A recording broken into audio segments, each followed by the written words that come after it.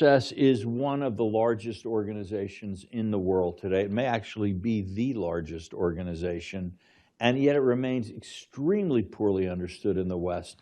How would you describe what the RSS actually does on the ground day to day? What is this thing? RSS is the People's Voluntary Movement, and inspired by cultural ethos and civilization values of the ancient society in India, which is generally known as Hindu philosophy and Hindu culture. RSS is engaged for the last 100 years to create volunteers, whom we call Swayamsevaks in Sanskrit, but it can be loosely translated as volunteer, and organizing society, which is apparently having vast diversities, but in fact it's having underlying oneness. So to create these volunteers with character, self-confidence, and a sense of service to community, and also for organizing the society. For this purpose, RSS organizes daily assemblies, around 83,000 latest count, and weekly assemblies for 1 hour, another 30,000 places. So through this 1 hour gathering, the inculcating of values of life, as I said, self-confidence, service-mindedness, and feeling of oneness is achieved. Pay back to the society to create human social capital for the purpose of society's betterment and nation's oneness. So that is the work of RSS. People of every walk of life and all age group have become the volunteers of this organization. RSS renders services like relief activity during natural calamities, and also on other occasions in the field of education, health, self-reliance, and rural development, environmental issues. So the RSS volunteers have created civic institutions numbering nearly 40. Most of them have become nationwide organizations engaged in nation-building activities.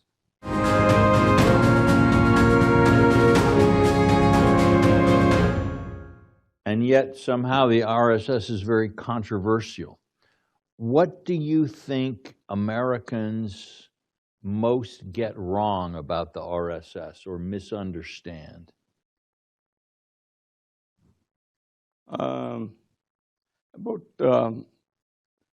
Americans' misunderstanding is not only about RSS. Yeah, but India as well. The whole Americans are very good at misunderstanding. I think we can all agree on that. But we believe that you will be correcting those misunderstandings. Oh, yes. In the 83,000 daily meetings of people who study Walter Mead thought. America's misunderstanding about India is that it is overpopulated, full of slums, and poverty, and it is the land of snakes, slums, and swamis, means gurus. Oh, but India is also a tech hub, technology. Indian scientists have reached the moon, and India is a 4th economy in the world. So these things are somehow they are missed in the common American perception. About RSS also, the narrative that is built over decades, knowingly, unknowingly, or as a part of agenda or whatever it is, that RSS is a Hindu supremacist, or that is in a way the anti-Christian, anti-minority, anti-development in women, anti-modernization. So what is pro is not told. Always anti, this thing has been propagated. And somehow Indian version of Ku Klux Klan.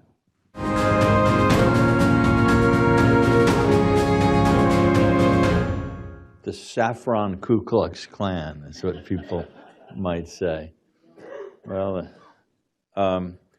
and how would you challenge that view? What is it that the RSS, for example, people say it's a Hindu supremacist organization. How would you say, no, we're not a Hindu supremacist organization? What is it that you are instead? Hindu philosophy and Hindu culture doesn't allow it to be supremacist, because we see that the whole world is one family and all are brothers and sisters, and there's no question of supremacy there. And we see the oneness in everybody, being the living and non-living things. So when that is the basic philosophy of Hindus, the supremacist nature of Hindus cannot be there. Okay. And also, in the history, Hindus have never invaded any country. Hindus have never enslaved any people. Hindus have nothing to apologize for. Okay, now we'll share that with some of our British friends.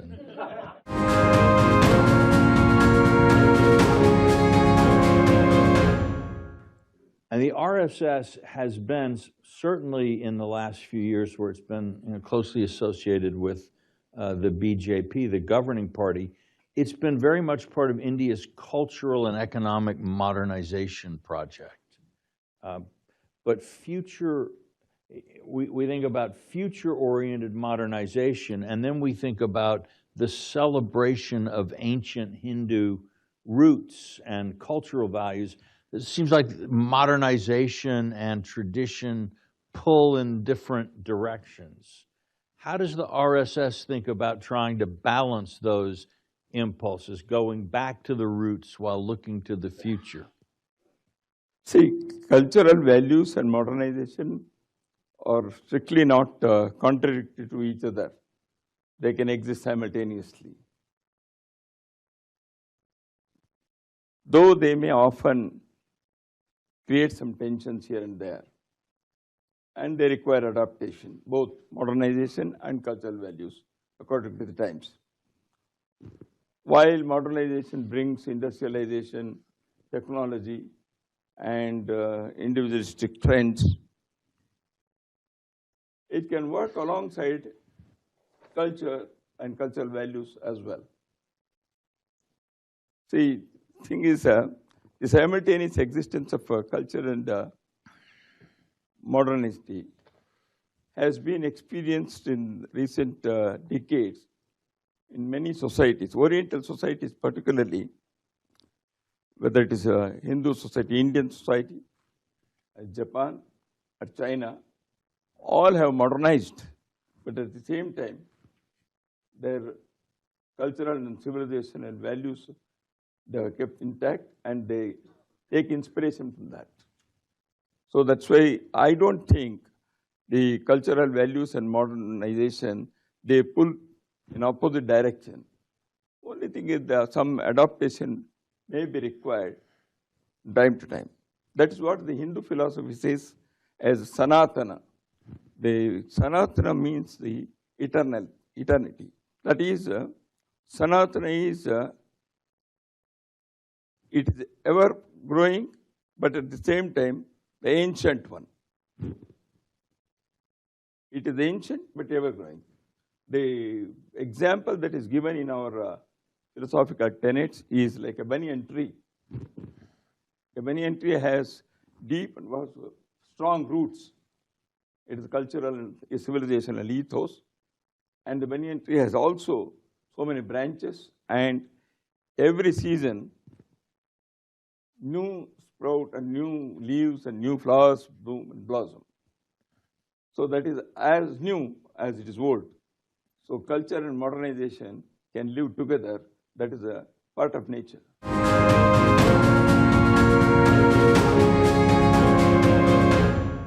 Great power politics. America is looking to India increasingly as an indispensable strategic partner and a counterweight in Asia to the rise of China. But to play a role like that, which I think India also wants to prevent any other country from being dominant in Asia, this requires a very sustained period of economic and social development, of really almost a radical modernization of and institutions to be. What do you think, how does India do this? What does India need to do to realize its full potential? I think in the previous sessions, this has been wonderfully discussed by other panelists. So, however, the India wants to have good relations with all the countries, neighboring countries or distant countries, particularly countries like US and other such major powers in the world. So, if America is also looking for strategic partnership with India. So India is, because of its size, because of its demographic dividend, because of technological advancement, because of its fourth economy in the world, and the size of India's population, naturally, a better relation, as it has been discussed, and partnership is called for. And how it can be done, it can be done because of mutual trust and level playing field and mutual respect and recognizing the needs of each other. Mm-hmm. So I think in the modern geopolitical situation, these issues are very important. If that mutuality is missing, then I think the trust deficit will be there. Yeah, I would agree, and I think building people-to-people relations is critical for this. You said it. This people-to-people relation should be strengthened so that more people understand the other societies. So many a time, prejudices work, or sometime some expressions are, that may cause damage, but definitely people should see the people of other societies or civilizations, other countries, they themselves. Then creating such an atmosphere and facilitating this by both state and non-state actors like institutions and think tanks and universities can do a lot in this, so that this mutuality and trust is strengthened.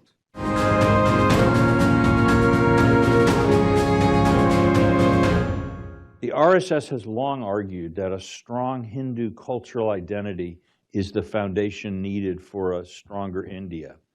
But does that project risk alienating not only local minorities inside India, but also maybe creating difficulties in the relations with neighboring states? How does the RSS navigate the tension between an India that is becoming more Hindu and a neighborhood where other states, and particularly I could think of states that emerged from British India after the partition, where this is a very divisive concept? See, in RSS view, Hindu identity is a civilizational identity, not a religious one, not faith-based. As such, there is no room for being alienated or think of alienation. Civilizational values, worldview, and manifestations of them in life, human relation with nature, and historic facts, they all contribute to the formation of a culture. So the religion is not playing that role in forming the culture. That's why RSS has always emphasized about the cultural ethos and civilizational values, which are not nothing to do with directly religion. When you say minorities, religious minorities, I mean. So these, however, tensions have been there on and off because of political interest, wrong understanding of history, or interpretation of wrong interpretation of history, and some other machinations. RSS believes that continuous and comprehensive dialogue with all these groups will definitely help in clearing the misconceptions, misgivings, or if there are any fear is there, that can be definitely clarified. So RSS is engaged in such dialogues with the so-called minorities and their leadership.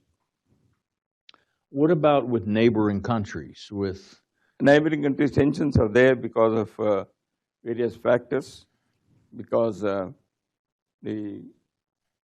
there in the political leadership of neighboring countries, many a time they have not come to the, as I said, the mutuality and trust that was damaged in the past decades, and the people-to-people relation with neighboring countries is still, even today, it is one of the best, and that's why many people who visit neighboring countries are happy. And the problem is only with one neighboring country, and which is born out of the Indian womb. And it has become a neighboring country, but many people are behind that country to create problems.